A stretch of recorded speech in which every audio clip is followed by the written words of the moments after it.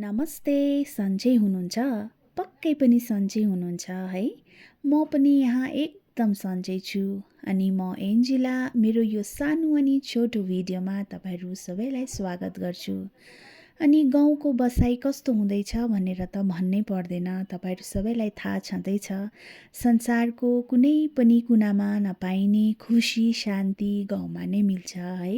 आज चाहिँ हामीले दुधको रोटी खाँदैछौँ। अनि सुरुमा चाहिँ आलुदमको लागि आलु छिल्ने काम चाहिँ मैले पाएँ है।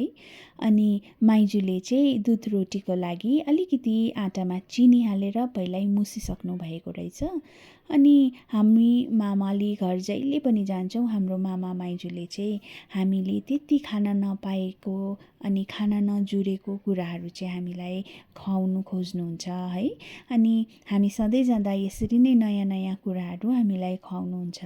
अनि यो रोटी जस्तो पनि छैन, तर किन हो किन दुधको रोटी भनिँदो रहेछ है। अनि त्यसको लागि दुध त चाहिने नै हुन्छ है। सुरुमा चाहिँ हामीले दुधलाई कम्ती आगोमा पकाउन थाल्यौँ। आगो कम्ती गर्नुको कारण चाहिँ यसलाई रोटी बेलेर चाहिँ सानो सानो पिसमा काट्नुपर्ने हुँदो रहेछ।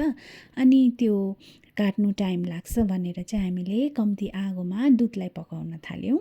अनि अरूको घरमा चाहिँ मैले जब पनि दुध रोटी खाएको देखेको छु, उहाँहरूले चाहिँ साना साना कौडी हातले नै यसरी चुट्टाएर बनाउनुहुन्थ्यो। तर माइजूले चाहिँ छिटो पाक्छ भनेर चाहिँ बेलेर यसलाई काट्नु हुँदो रहेछ। अनि मामाले चाहिँ त्यसमा दुध रोटीमा हाल्ने मसला पिस्नु हुँदो रहेछ है। घरमै फलेको बडा अलैँची अनि छोटा अलैँची, ल्वाङ, मरिचलाई यसरी मसिनो पिसेर चाहिँ उहाँले रेडी गर्नुभयो। उहाँलाई चाहिँ मिक्सीमा बनाएको मन पर्दैन अरे मसला, आफ्नै हातले म सिलौटोमा बनाउँछु भनेर चाहिँ उहाँ आफै बनाउनु भयो है।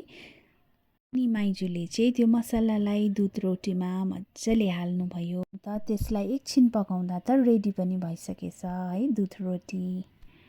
कति मिठो हेर्नुहोस् त। अनि बाहिर चाहिँ आमाले प्लान्ट्सहरूको यो पटलाई एकदम सफा गर्ने काम गर्नुहुँदो रहेछ है। अन्त प्लान्ट्सहरूको पनि कटिङ गर्ने टाइम भएको रहेछ। अनि उहाँले चाहिँ यसको टुप्पा टुप्पाहरूलाई चाहिँ पिन्च गरेर फ्याँकेर चाहिँ मजाले नेक्स्ट टाइम चाहिँ मजाले फुलोस् भनेर चाहिँ कटिङ गर्नुहुँदै थियो। यो चाहिँ हो घरमै फलेको अलैँची। अनि अघि चाहिँ आधा चाहिँ पिस्नुभयो, आधा चाहिँ मैले खानाको लागि राखेँ। अन्तमा चाहिँ माइजूले पस गर्नुभयो। मिठो भएछ है। दुधबाट खाने कुराहरू जो बनिन्छ त्यो चाहिँ खान इच्छा लाग्छ, तर त्यति खान चाहिँ सक्दिनँ है। धेरै वर्ष बादमा खाएर होला मिठो भएछ, तर दुधबाट बनेकोले गर्दा चाहिँ त्यति खान चाहिँ सकिनँ है। तैपनि अलिकति आलुदमसँग मिठो भयो खाँदा।